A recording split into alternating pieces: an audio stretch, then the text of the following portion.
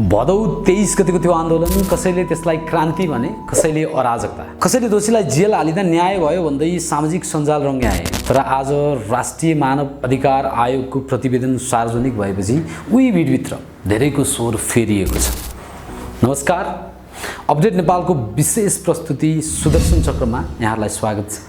म सुदर्शन। भदौ 23 र 24 गते भएको जेनजेट आन्दोलनबारे राष्ट्रिय मानव अधिकार आयोगले सार्वजनिक गरेको अनुसन्धान प्रतिवेदनले अहिले देशको राजनीतिक मात्रै होइन, सामाजिक सञ्जाल समेत हल्लाइदिएको छ। किनकि यो प्रतिवेदनले केवल आन्दोलनकारीलाई होइन, आन्दोलनलाई उक्साउने, व्यवस्थापन गर्न नसक्ने, अत्याधिक बल प्रयोग गर्ने र भिडलाई हिंसातर्फ धकेल्ने सबै पक्षमाथि प्रश्न उठाएको छ। आयोगको प्रतिवेदन अनुसार सुरक्षाकर्मीको गोली लागेर 42 जनाको मृत्यु भयो। कतिपयको टाउको, छाती र घाँटीमा गोली लागेको उल्लेख पनि छ।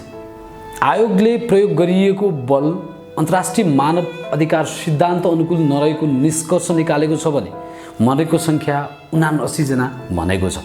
यति मात्र होइन, प्रतिवेदनमा आन्दोलनलाई शान्तिपूर्ण प्रदर्शनबाट हिंसात्मक बनाउने योजनाबद्ध प्रयास भएको सङ्केत पनि गरिएको छ।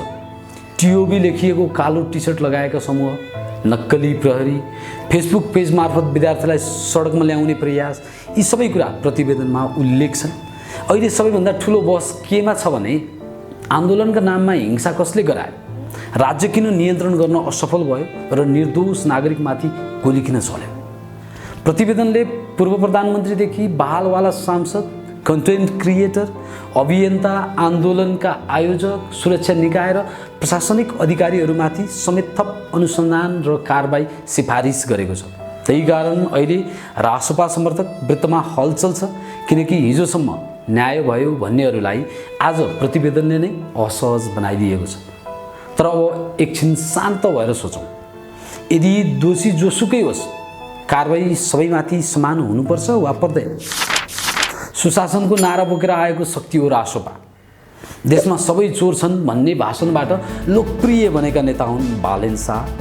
आज उनीहरूकै प्रभाव रहेको राजनैतिक परिवेशमा जनता एउटा कुरा हेर्न चाहन्छन्, के न्याय साँच्चै निष्पक्ष रूपमा हुन्छ कि फेरि पनि आफ्नो र अर्काको मापदण्ड फरक हुन्छ।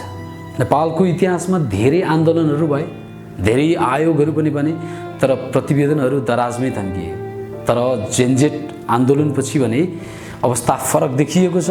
प्रतिवेदन सार्वजनिक भएको छ, नामहरू सार्वजनिक भएका छन्, मृतकहरूको सूची सार्वजनिक भएको छ, राज्यको कमजोरी पनि औँल्याइएको छ। र अब प्रश्न एउटै बाँकी छ कि सरकार यसलाई कार्यान्वयन गर्छ। यदि यो प्रतिवेदन पनि केवल राजनीतिक दबावमा थन्कियो भने भदौ 23 मा ज्यान गुमाउने ती नागरिकहरूले न्याय पाउने छैनन्। यदि दोषीलाई जोगाइयो भने भोलिको आन्दोलन अझ खतरनाक बन्न सक्छ।